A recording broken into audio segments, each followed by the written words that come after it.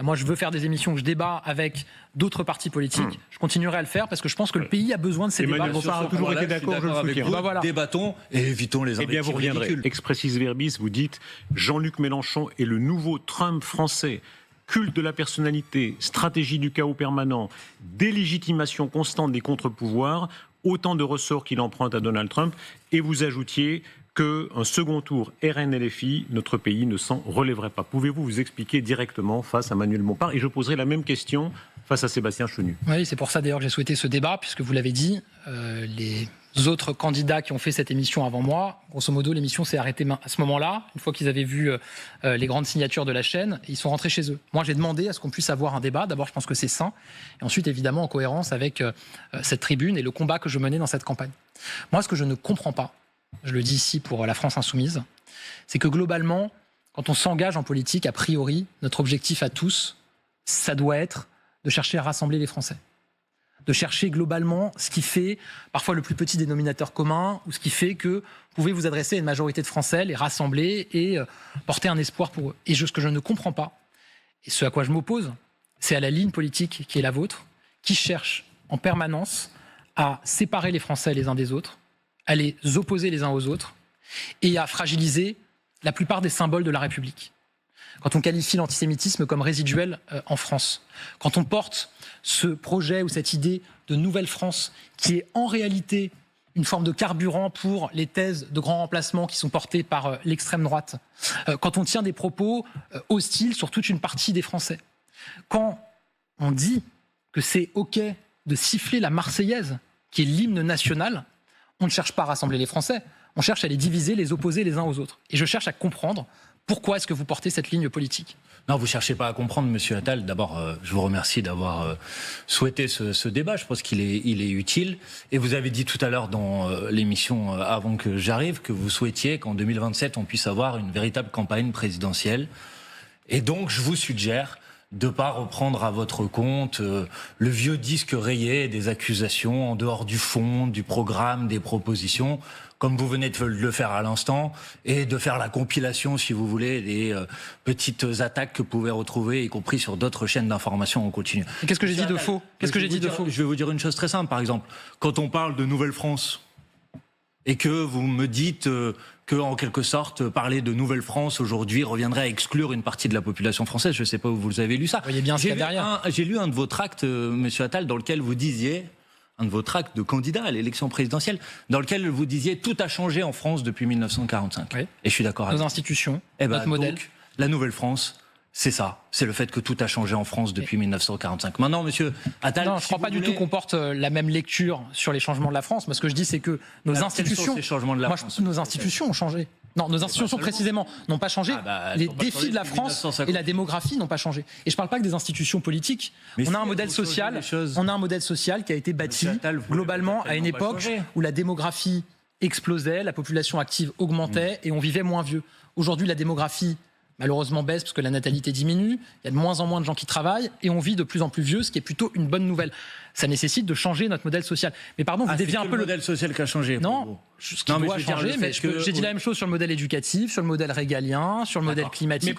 Mais juste, vous esquivez le sujet. Non, je n'esquive pas le sujet. Alors sur la Marseillaise, est-ce que c'est OK? Messieurs, sur le danger, parce que vous allez très loin, Gabriel Attal. Vous parlez d'un danger, c'est autre chose. L'alternance, la discussion politique. Vous ne dites pas que la France insoumise ou le RN sont des partis comme les autres. Vous dites qu'ils sont plus dangereux que d'autres. Là-dessus, j'aimerais que vous expliquiez et que vous puissiez... Mais quand vous avez des déclarations de responsables politiques qui disent si un tel est élu parce que je ne suis pas d'accord avec lui, il aura peut-être la légitimité des institutions, mais il n'aura pas la légitimité populaire. C'est-à-dire, vous remettez en cause la légitimité de son élection. Mais absolument pas. Encore une fois, on appelle... Le seul qui n'a pas respecté le résultat des élections, pour l'instant, entre vous et moi, c'est vous. Hein. Moi, j'ai quitté 2024. J'ai quitté Matignon. J'ai présenté ma démission. Président du groupe macroniste. Vous pouvez dire, Emmanuel Bompard, vous pouvez me reprocher beaucoup de choses. Le soir des élections...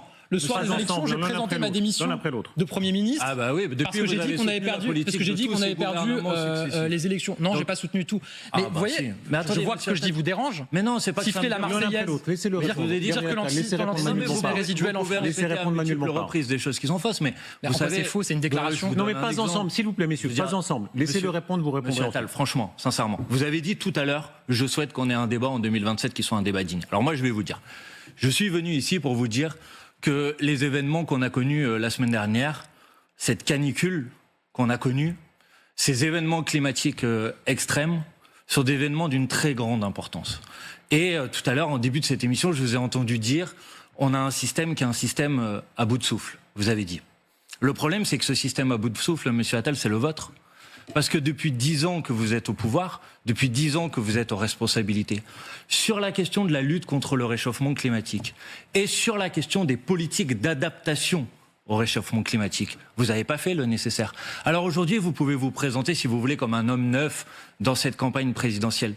Le problème, c'est que vous portez votre bilan sur ce sujet. Et si, la semaine dernière, au moment où on a été confronté à cette canicule, s'il a fait en moyenne 32 degrés pour nos écoliers, dans les écoles, si 60% des hôpitaux sont des passoires thermiques, si les gens vivent encore dans des bouilloires thermiques, c'est parce que votre politique, les choix politiques que vous avez faits, nous ont conduits à cette situation.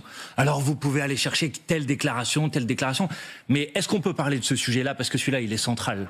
Et pourquoi on pourrait vous faire confiance pour faire demain ce que vous n'avez pas fait sur les 10 dernières années? Tout à l'heure, vous disiez que vous-même, vous étiez très fier d'avoir fait des coupes budgétaires quand vous étiez Premier ministre de ce pays. Alors j'ai retrouvé le décret que vous avez pris à l'époque sur les annulations de crédit. Vous voyez, il est là, il est signé par vous, monsieur Attal. Et dans ce décret, qu'est-ce qu'on observe? Décret dont j'ai parlé tout à l'heure, pour ceux qui nous regardent, effectivement, en disant que j'étais le premier ministre à avoir coupé 10 milliards d'euros de dépenses en cours d'année pour réduire notre déficit et notre dette. Voilà. Et dans ce décret, que tous mes ministres m'en ont voulu. Et dans ce décret, qu'est-ce que vous avez coupé? Plus de 2 milliards d'euros sur l'écologie. Mais vous savez, tout le monde a pris. Vous avez coupé. Tous les ministères ont vu leur budget. 500 000 euros au fonds vert qui vise à accompagner les collectivités locales pour les travaux de rénovation, par exemple, énergétique des écoles. Je peux répondre parce que ça fait longtemps que vous avez parlé. Je vous écoute. Tous les ministères ont fait des économies à proportion de leur budget. C'était le seul moyen d'ailleurs que ce soit acceptable pour tous les ministères. Vous avez vu où ça nous a conduit? Et non mais d'abord, vous parlez du fonds vert. Qui a créé le fonds vert? Le fonds vert, vous l'avez créé, mais vous l'avez tout de suite. C'est moi qui l'ai créé, j'étais ministre du budget. Non, vous étiez ministre des comptes publics. Mais... Bah oui, c'est moi qui ai porté cette création du fonds vert dans le budget pour 2023. Et donc ensuite, vous l'avez divisé par 4. Pardon, à l'époque, vous avez soutenu la création du fonds vert? Ah non, mais moi j'ai considéré non, vous n'avez pas depuis le début que vos budgets que là, ce que vous faites, était absolument inconséquent du point de vue du changement climatique. Et vu ce qui s'est passé la semaine dernière, c'est très politicien, c'est-à-dire que là, vous venez dire, Gabriel dire le fonds vert, c'est génial, faut le défendre. Il y a une baisse à un moment donné du fonds vert, mais en fait, vous vous êtes opposé au fonds vert. Vous êtes opposé au fonds vert, et c'est moi qui ai créé le fonds vert à l'époque. Et vous n'avez absolument pas défendu. Vous savez pourquoi? Moi, je vais vous dire.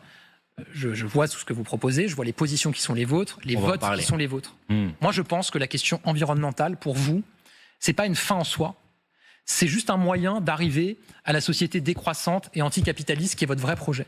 Parce que sinon, vous auriez une cohérence sur le sujet. Je suis absolument cohérent, mais on va y revenir. Allez-y. Vous, en fait, pour vous, la baisse des émissions de CO2, l'écologie, ça doit se faire par moins d'activité économique, moins de croissance, moins d'industrie, moins d'entreprises. Absolument pas. Ça, c'est votre politique. Pourquoi est-ce qu'en 2021, quand le Parlement européen a voté la loi climatique européenne, qui dit en fait qu'il faut qu'on arrive à moins 55% de nos émissions de CO2 en 2035 et qu'on arrive à la neutralité carbone en 2050, pourquoi vous avez voté contre? Je vais vous dire pourquoi quand on a discuté... Vous voulez que je vous réponde ou pas? Je fais plusieurs choses, comme ça vous répondrez sur plusieurs éléments. Pourquoi est-ce qu'il y a quelques mois, quand on a discuté de la question des ZFE, des zones à faible émission, je vais vous répondre. Qui est un sujet qui a été débattu, effectivement, il y a des personnes qui ne peuvent pas changer de voiture et il faut les accompagner. Mais on a donné la main aux maires. À la fin, on donnait la main aux maires. On disait aux maires qu'ils pouvaient prendre la décision et adapter les choses avec leur population. Vous avez voté contre. Les écologistes, qui sont censés être vos partenaires, vous ne pouvez pas leur reprocher de ne pas être pour l'écologie. Ils ont voté pour cette mesure. Ils ont voté pour cette mesure avec nous. Donc pourquoi est-ce que vous avez pris ces positions-là alors que vous dites défendre l'écologie et l'environnement? Parce que la France a signé quelque chose qui s'appelle les accords de Paris. Et l'objectif dans les accords de Paris, c'est de limiter la hausse de température, si possible à 1,5 degré, voire à 2 degrés. Que tous les scientifiques qui travaillent sur ce sujet vous disent que si vous voulez limiter la hausse de la température à 1,5 degré, il faut baisser nos émissions de gaz à effet de serre d'ici à 2030 de 65%. Et vous me demandez pourquoi on n'a pas voté une position européenne qui fixait un objectif de 50 à 55%. Comment vous les faites les 65% quand vous êtes contre le nucléaire, le nucléaire qui est l'énergie décarbonée? On va y venir. Attendez, vous inquiétez pas, on va avoir le temps, mais vous m'avez posé 2 questions. Vous voulez bien que je vous réponde aux 2? Donc la première, c'était sur l'Europe. Pourquoi? Parce que les objectifs sont absolument pas à la hauteur. C'est mieux de ne pas avoir d'objectifs.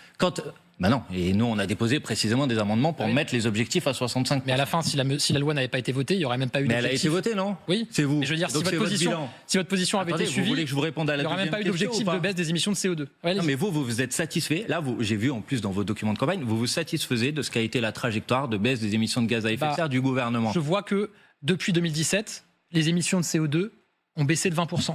Mais je vois qu'en 2023, 2024, combien nous sommes la trajectoire actuelle? Mais attendez, en 2023, en 2024, 5 degrés de réchauffement. En 2023, 2024, elles ont baissé de plus de 5% pour 2023, 3% je crois en 2024. C'est pas le sujet. Pourquoi? Si, c'est le sujet. Le sujet, c'est quelle est la trajectoire. Pardon, mais à l'époque, est-ce que cette trajectoire nous permet de rester dans un cadre qui est humainement vivable? À l'époque du gouvernement. Aujourd'hui, c'est pas le cas. À l'époque du gouvernement de M. Jospin, dont était membre M. Mélenchon, qui parlait jamais de climat à l'époque, je crois pas que les émissions de CO2. Avant la signature des accords de Paris. Mais je crois pas que les émissions de CO2 aient baissé. Non, là, franchement, le président Chirac avait déjà dit la maison brûle et on regarde ailleurs. Attendez, je pense. Monsieur Attal. Vous n'avez pas d'exemple de gouvernement avant celui, je m'arrête à 2024 puisque je ne suis plus au pouvoir depuis 2024. Vous n'avez pas d'exemple de gouvernement en France qui ont fait mieux, y compris d'ailleurs sous le quinquennat de François Hollande, quand les Verts étaient au gouvernement. Est-ce qu'ils ont fait mieux sur la baisse des émissions de CO2? Un exemple et on va avancer. Un exemple, s'il vous plaît. Allons à votre exemple et on va avancer. Non, mais juste pour vous dire, Monsieur Attal, vous vous félicitez d'une trajectoire de baisse des émissions de gaz à effet de serre de votre gouvernement qui, si elle devait continuer sur la même voie, nous amènerait à une hausse de température entre 2,5 et 3 degrés. Entre 2,5 et 3 degrés, Monsieur Attal, ça veut dire des événements climatiques extrêmes multipliés par 2. Moi, je veux qu'on tienne les accords de Paris. 50% de sécheresse en plus. Bah oui, le problème, Monsieur Attal, c'est que ça fait 10 ans que vous êtes au pouvoir et que vous n'avez pas mis en place les la baisse a été de 20%. Et attendez, il n'y a pas d'exemple laissez-moi de gouvernement en France qui ont fait mieux. Vous ne coupez pas trop la parole parce que sinon les gens vont pas comprendre. La question qui nous est posée, c'est pourquoi vous n'avez pas fait ces choix? Parce que à des moments politiques, quand vous deviez décider, faire des choix politiques importants, l'écologie, vous l'avez toujours sacrifiée. Vous avez renoncé à 60 milliards d'euros par an de recettes publiques pour l'État. C'est les chiffres de l'Institut des politiques publiques. Ces baisses de recettes pour l'État, elles ont profité 80 fois plus aux 5% les plus riches qu'aux 5% les plus pauvres. Ça, c'est votre politique économique. C'est 60 milliards d'euros. La suppression de la taxe d'habitation, c'était pour les riches? La baisse de l'impôt la suppression de l'impôt de solidarité sur la fortune, la flat tax. C'était combien l'impôt de solidarité sur la fortune? Mais c'était 5 milliards. Mais Monsieur Attal, je prends même un peu moins. C'est très loin des 60 milliards que vous évoquez. La plus grosse baisse d'impôt. La plus grosse baisse d'impôt ces dernières années, c'est la taxe d'habitation. Vous proposez de recréer la taxe d'habitation? Non, je vous propose pas ça. Je vous dis que les 60 milliards d'euros de manque à gagner pour les recettes de l'État, ils ont profité 80 fois plus aux 5% les plus riches qu'aux 5% des plus pauvres. C'est votre choix économique. Et ces 60 milliards d'euros là, si on avait gardé ces 60 milliards d'euros là, Monsieur Attal, on aurait pu investir dans la rénovation de 600 à 700 000 logements par an. Et donc là, ça fait 10 ans que vous êtes 5 millions de personnes qui vivraient plus dans des bouilloires thermiques ou dans des logements qui sont des logements isolés. On aurait pu isoler l'ensemble de nos écoles. L'ensemble de nos écoles, on aurait pu les isoler pour que nos gamins puissent étudier dans des bonnes conditions. On aurait pu isoler l'ensemble de nos hôpitaux. On aurait pu isoler l'ensemble de nos EHPAD. Allez, réponse de Gabriel Attal et on va avancer s'il vous plaît. Je réponds. L'absence de réussite de votre politique économique. D'abord, on a baissé certains impôts, notamment l'impôt sur les sociétés, je le disais tout à l'heure, qui est passé de 33% à 25%. Résultat des courses, on a collecté plus d'impôts sur les sociétés avec un taux à 25 qu'avec un taux à 33 en milliards d'euros. Pourquoi? Parce qu'en fait, quand vous avez plus d'activité économique parce que vous baissez les impôts, vous avez une assiette à taxer qui est plus importante, donc avec un taux plus faible, vous avez plus de recettes. Deuxième exemple, la flat tax, le prélèvement forfaitaire unique. France Stratégie, vous ne pouvez pas remettre en cause la légitimité des personnes qui travaillent à France Stratégie. L'a montré. Mais on cause rien, mais allez-y. Non, mais a montré, la flat tax, c'est autofinancé. C'est-à-dire qu'on a plus de recettes fiscales sur les dividendes qu'on en avait avant qu'il y ait la flat tax, on taxait plus les dividendes. Il y a eu un manque à gagner. Il y a eu plus de dividendes, Monsieur Attal. Mais pourquoi il y a plus de dividendes? Parce que vous avez eu une politique. Ah non, pas du tout. Parce que vous avez eu une politique qui a favorisé les ultra riches et les grandes entreprises. Parce qu'on les taxait moins, Manuel Moi, ce que vous dites à longueur de plateau, plutôt que d'investir, ils ont distribué des dividendes. Manuel Bompard, je vous interromps, pardon. Je vous interromps l'un et l'autre. Je vous interromps l'un et l'autre parce qu'on va progresser, mais c'est dans le fil exactement de ce que vous dites, c'est-à-dire la modification de votre argument. Il n'y a pas les compteurs sur les durées de parole, malheureusement, mais juste je veux aller au bout parce que vous parlez d'un sujet qui est pour moi majeur Et là, je pense qu'on peut se retrouver au moins sur l'objectif. Vous allez dire qu'on est nul, qu'on n'a rien fait, que c'est une catastrophe. On peut se retrouver sur l'objectif. C'est nos enfants dans les écoles. Moi, l'éducation, je l'ai mis en premier dans mes chantiers capitaux. C'est le plus important. Si on n'arrive pas à élever le niveau à l'école, à rétablir l'autorité à l'école, à faire que les élèves et les professeurs se sentent bien à l'école, on ne réussira pas dans les années à venir. Quand j'étais ministre de l'Éducation nationale, j'ai lancé un plan. Il n'y en avait pas eu auparavant. Et du Rénov'. 2 milliards d'euros qu'on a mobilisés, État, Caisse des dépôts, etc., tiers financeurs, pour rénover. L'objectif que j'avais porté à l'époque, c'était de rénover 40 000 écoles en 10 ans. C'est vrai. J'ai pu... Combien on en a rénové, monsieur Attal? Entre 5 000 et 7 000. C'est pas vrai. Si. L'Association des maires de France dit 2 000. 5 000 et 7 000. 5 000 et 7 000 projets qui ont été engagés. 2000 dit l'Association des maires de France. Donc, il y a entre 5 000 et 7 000. Si vous contestez les chiffres des maires... Il s'est passé un truc entre les deux. Je suis désolé. Il y a eu la dissolution. Je ne sais pas si c'est resté... Vous reconnaissez qu'on en a eu que 2 000. En tout cas, ce que je reconnais, c'est qu'on n'est pas au chiffre que j'aurais aimé. Mais on en a plus que 2 000. En tout cas, sur les projets... sur les projets qui ont été... C'était 40 000 en 10 ans. Sur les projets qui ont été engagés, c'est ce que vous dites, mais il y a une dissolution. Je pense que ce n'est pas resté une priorité. On va avancer, s'il vous plaît. Et enfin, s'il y en a un qui a pris le sujet en avance... Si on veut tenir un peu l'horaire qu'on s'est fixé... mais vraiment, parce que je ne veux pas laisser dire des contre-vérités. Le premier déplacement que j'ai fait comme ministre de l'Éducation, c'était à l'école Jacques Chirac de Castelnau-le-Lez dans l'Hérault, justement sur la question de l'isolation des écoles face à la chaleur l'été et face au froid l'hiver. C'est que vous vous renvoyez tous la balle, parce que j'ai écouté Madame Borne, qui était Première ministre avant vous, hier, qui a dit « Le problème, c'est que quand j'ai quitté le gouvernement, la question de la transition écologique, elle était portée avec autant de on a bien Même Madame Borne, elle dit que vous avez été nul. Moi, je vous donne des faits. Non, Gabriel Attal. Je vous ai montré à quel point... Disciplinez-vous, s'il vous plaît. Gouvernez-vous, parce que j'aimerais vous entendre sur...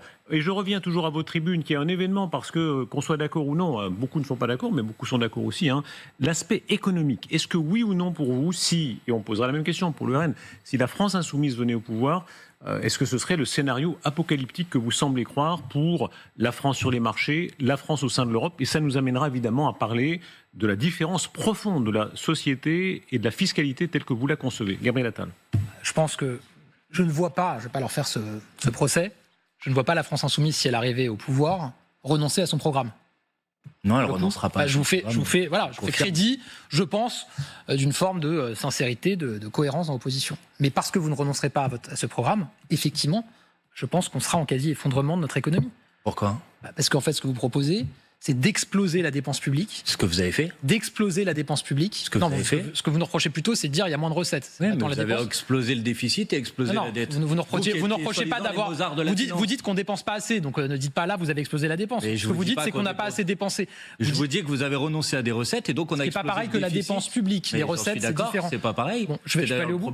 Donc, proposer une explosion de la dépense publique. Si on vous écoute, pour tout problème, il faut une dépense et il faut une taxe pour la financer. Absolument. Sauf que le problème, c'est que beaucoup de vos problèmes, vous proposez des très très grosses dépenses et il faudra des très très grosses taxes en face. Non. Et comme vous allez proposer de surtaxer tout le monde, en fait, on a une activité économique qui, pour le coup, est quand même repartie depuis 2017.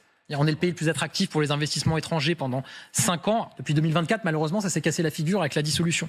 Mais entre 2017 et 2024, le taux de chômage a baissé. Il y a eu plus d'ouverture d'usines que de fermeture d'usines. Alors ça reste peu, je veux dire, par rapport à des décennies de désindustrialisation, ça a quand même changé les choses. Là, vous allez nous faire le chemin inverse. Et donc, il n'y aura plus personne à taxer, en fait, dans votre monde. C'est comme si tous les gens, toute l'activité économique restait la même. Votre rêve, Comment vous financez votre retraite à 60 ans? Mais je vais y venir si vous voulez. Comment vous financez? Réponse de Manuel Bompard. Répondre vite fait sur la retraite. Déjà, on ne peut pas financer aujourd'hui le système de retraite. C'est le réponse, Manuel Bompard. Selon le Conseil d'orientation des retraites, notre système de retraite, Attendez. Selon le Conseil d'orientation des retraites, notre système de retraite devrait être déficitaire ces dernières années. Il a été excédentaire. Je confirme qu'il est. Non, il a été excédentaire. Monsieur Attal, vous vérifierez vos chiffres. Mais pourquoi? Pardon, laissez-moi terminer. Pourquoi dans ces scénarios? Vous m'avez posé une question importante. Parce que c'est normal, il y a une subvention de l'État. Comment on finance? Je vais vous dire, il y a 25 milliards d'euros par an d'exonération de cotisations sociales qui sont censées venir financer notre système de retraite et que vous n'avez pas compensé. Avec ces 25 milliards d'euros-là, vous êtes en mesure de financer la retraite à 60 ans. Maintenant, monsieur Attal... Qui a fait les premières exonérations de charges? Monsieur Attal, prenez pas à 10 000 sujets, parce que sinon les gens... C'est vous qui mettez ce sujet. Les gens vont rien comprendre. C'est vous qui m'avez posé une question sur la retraite à 60 ans. Laissez de répondre à vos questions. Deuxièmement, vous me dites, si vous arrivez au pouvoir, la situation économique et budgétaire va être chaotique. mais elle est chaotique aujourd'hui. Et elle est chaotique en raison de vos choix politiques. Et non seulement vos choix politiques, ils ont été une catastrophe d'un point de vue du déficit et d'un point de vue budgétaire, mais en plus, ils ont créé cette situation. Parce que les dépenses ont augmenté, notamment les dépenses sociales qu'on ne maîtrise pas totalement. Ils ont créé cette situation dans laquelle on a retrouvé en France des chiffres de pauvreté qu'on n'avait pas connus depuis les années 70. On n'a pas été en mesure de nous préparer au changement climatique. Vous-même, vous l'avez reconnu au début de cette émission. On a eu une baisse de 4% de la production industrielle depuis 2019 en France. On a des filières entières qui sont aujourd'hui fragilisées. Vous parlez de 2019 et pas 2017 on a eu c'est les chiffres que j'ai. Il y a plus d'usines qui ont ouvert que d'usines qui ont fermé pendant plusieurs années. Pourquoi vous ne parlez pas du chômage? Il y a eu une baisse. Mais pareil, le chômage, si vous voulez, le chômage en 2017, il était au niveau de la zone euro. Aujourd'hui, on est 20% supérieur au chômage dans la zone euro. Le chômage a baissé de façon inédite en France. Je veux dire, vous pouvez au moins reconnaître. Et en plus, maintenant, on considère et maintenant, on compte les bénéficiaires du RSA dans les chiffres. D'une mauvaise foi. Vous avez créé de l'apprentissage qui a artificiellement fait baiser les chiffres du chômage. Ça n'a pas créé le fait d'avoir des emplois supplémentaires. Vous avez plusieurs centaines de milliers de jeunes en apprentissage. Écoutez, pas forcément au chômage. Essayons, parce que sinon les gens vont rien comprendre. Essayons de se projeter dans quelle France vous voulez amener le pays et dans quelle France, pour ma part, avec Jean-Luc Mélenchon et avec notre programme, on veut amener le pays. Moi, je pense, par exemple, que quand vous dites, en gros, vous serez des adversaires de l'économie, ou votre écologie, je vous ai entendu dire ça ce week-end, n'est pas compatible avec l'économie, je vous confirme que notre écologie n'est pas compatible avec votre économie. C'est-à-dire une économie libérale, une économie de marché, qui précisément nous a amenés dans cette situation où les besoins sociaux, où les besoins sociaux et les besoins écologiques sont toujours passés au second plan. Moi, avec la proposition qu'on met sur la table aujourd'hui, des centaines de milliers de rénovations thermiques des logements, la montée en puissance des énergies renouvelables, le développement. Non, il n'y en a pas. Les rénovations globales, il n'y en a pas eu des centaines de milliers. Il y a moins que des rénovations monogestes, mais il y en a. Si vous faites ça, la montée en puissance des énergies renouvelables, l'économie de la mer, donc non seulement ça va être bon pour la planète, ça va être bon pour les gens parce que ça crée des emplois qui sont des emplois stables. Mais je vais même vous dire, ça va être bon pour notre économie. Le problème, c'est que vous avez fait tout l'inverse. Toute notre économie, dans le chaos. Notre économie va reposer sur la rénovation des logements, l'économie de la mer. Monsieur Attal, vous le dites. Il nous reste un peu de temps. Gabriel Attal, Emmanuel Bompard, messieurs, le reste qu'on nationalise sur la taxation. Emmanuel Bompard et Gabriel Attal. Attendez, je vais répondre à sa question. Est-ce que j'ai proposé de nationaliser l'ensemble des secteurs de l'économie? Je vais vous résumer ma proposition. Il faut une vraie planification écologique. C'est-à-dire qu'on se fixe des objectifs. Et dans cette planification, alors il y a des entreprises qui vont concourir aux objectifs du plan. Et elles seront accompagnées. Et celles qui ne concourent pas aux objectifs du plan, elles ne seront pas accompagnées. C'est-à-dire qu'on conditionne les aides publiques qu'on verse aux entreprises. Vous ne pouvez pas dire, Manuel Bompard, si je peux m'exprimer, on va faire une planification écologique sur la base d'objectifs que vous avez évoqués. Je crois que c'était moins 65% d'émissions de CO2 en 2030. En 2030, c'est-à-dire des émissions de gaz à effet de serre. Voilà, dans 3 ans, moins 60%. Non, mais moins 65% par rapport à 90. Oui, bien sûr. Voilà. Mais donc, objectivement, avec un rythme qui va être important, c'est vrai. Oui, d'accord. On n'a pas le choix. En arrêtant le nucléaire, globalement. Alors ça, c'est pareil. Oui, si, vous dites vous êtes pour sortir du nucléaire. Est-ce que je vous ai dit que demain, parce qu'on arrive au pouvoir, on ferme les réacteurs nucléaires? Non, vous dites on veut engager la fermeture des réacteurs. On planifie. Messieurs, mais comment vous voulez réduire nos émissions de CO2 sur le budget? Pardon, on ne va pas parler de tout, on reste sur le budget. La source d'énergie décarbonée de nucléaire en plus en France, s'il vous plaît. D'ici à au mieux 2038 selon les projets. Messieurs, pardon. L'idée, c'est quand même qu'on n'en ait pas en moins. Non, ce que vous proposez. Vous avez proposé de les fermer maintenant. Alors vous renoncez à votre mais pas du tout. Manuel Bompard, vous m'entendez? 2022, Manuel Bompard, 100% d'énergie renouvelable à 2050. Messieurs, ah oui, mais c'est important. Je sais, mais on ne peut pas ouvrir tous les sujets. Vous ne pouvez pas ouvrir le nucléaire. Moi, j'aimerais encore vous entendre. J'aimerais vous entendre, s'il vous plaît, sur la taxation des plus hauts revenus et des plus grandes fortunes en France, parce que c'est sans doute un sujet qui vous oppose le plus. Ce que vous en espérez et ce que vous en craignez l'un et l'autre. Manuel Bompard. Tout à l'heure, M. Attal disait vous allez taxer tout le monde. C'est pas du tout notre proposition. Mais quand vous savez aujourd'hui en France que vous avez 13 000 millionnaires qui ne paient pas d'impôt sur le revenu, M. Attal, donc vous dites quoi? Vous dites c'est pas normal cette situation, tout le monde doit payer, contribuer à la hauteur de ses moyens. Donc les propositions qui sont les nôtres, c'est d'avoir notamment un impôt sur le revenu qui soit lissé, avec plus de tranches pour qu'il soit véritablement progressif, c'est-à-dire une situation dans laquelle... à partir de combien? Je vais vous dire, 92% des Françaises et des Français paieront moins ou autant d'impôts qu'aujourd'hui, et les 8% vont payer davantage. Et puis ensuite, il y a des mesures de contournement de l'impôt qui sont mises en place aujourd'hui, avec des gens par exemple qui plutôt que de toucher les revenus, parce qu'ils sont imposés, ces revenus-là, préfèrent les placer dans des holdings. Et donc, c'est le sens d'une mesure comme la taxe Zuckman qui vise précisément à empêcher ce type de manœuvre. Avec tout ça, vous allez pouvoir récupérer des dizaines de milliards d'euros par an, qui sont aujourd'hui du manque à gagner pour les recettes de l'État, et vous allez pouvoir les investir dans la transition écologique et dans la résorption des inégalités sociales. Réponse de Gabriel Attal sur ce modèle. Éric Brunel a dit tout à l'heure, ici d'ailleurs sur ce plateau, je ne considère pas que ce soit un responsable politique. Allez-y, mais c'est pas parce qu'il l'a dit que c'est vrai. De mon parti. Il a dit tout le monde paye plus d'impôts en France que chez la plupart de nos voisins et dans la moyenne de l'OCDE. Toutes les catégories de contribuables. Vous parlez de la taxe Zuckman qui nous a occupés pendant des semaines au moment du budget à l'automne dernier.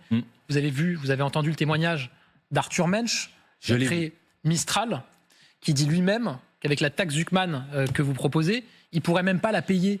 Parce que vous prenez en compte la valeur de l'entreprise qu'il a créée, et évidemment pas son patrimoine personnel. Et vous savez que M. Zuckman lui a répondu en disant qu'en fait le sujet c'est que évidemment. Vous savez ce qu'il a dit, M. Zuckman? Il a dit ils n'ont qu'à emprunter. Ils n'ont qu'à s'endetter pour payer la taxe que je propose, parce qu'ils n'ont pas l'argent pour la payer, parce qu'on tient compte de la valeur de leur entreprise. Il n'a pas dit ça. Moi, je fais la différence. Je fais la différence entre. Vous trouvez un exemple pour essayer d'invalider, de justifier le fait que vous avez 13 000 millionnaires en France qui ne payent pas d'impôt sur le revenu. C'est pas un petit exemple. Ça devrait quand même vous concerner. Probablement l'impôt sur la fortune immobilière, d'autres impôts et d'autres fiscalités. Ça vous pose pas de problème. Et d'autres fiscalités. Je pense que, encore une fois, comparez plutôt avec la moyenne de l'OCDE et les autres pays de l'Union européenne. Et vous prenez un exemple de manière un peu méprisante. C'est vous qui avez pris l'exemple. Quel exemple? On parle quand même de la seule entreprise dans l'intelligence artificielle aujourd'hui en Europe capable éventuellement de rivaliser avec les États-Unis et la Chine. Il y a déjà eu de multiples. Vous avez envie qu'elle s'en aille. Vous avez envie qu'elle. En l'occurrence, il n'aurait pas d'autre choix sur ce sujet, sur le fait que la Banque publique d'investissement pouvait prendre des participations, qu'il y avait plein de manières de régler le problème. On va déposséder. Vous aurez le dernier mot. Je vous laisse le dernier mot, Manuel Bompard. En attendant, vous ne réglez pas le problème, c'est que face à l'ampleur. On dit vous avez créé une entreprise, elle fonctionne.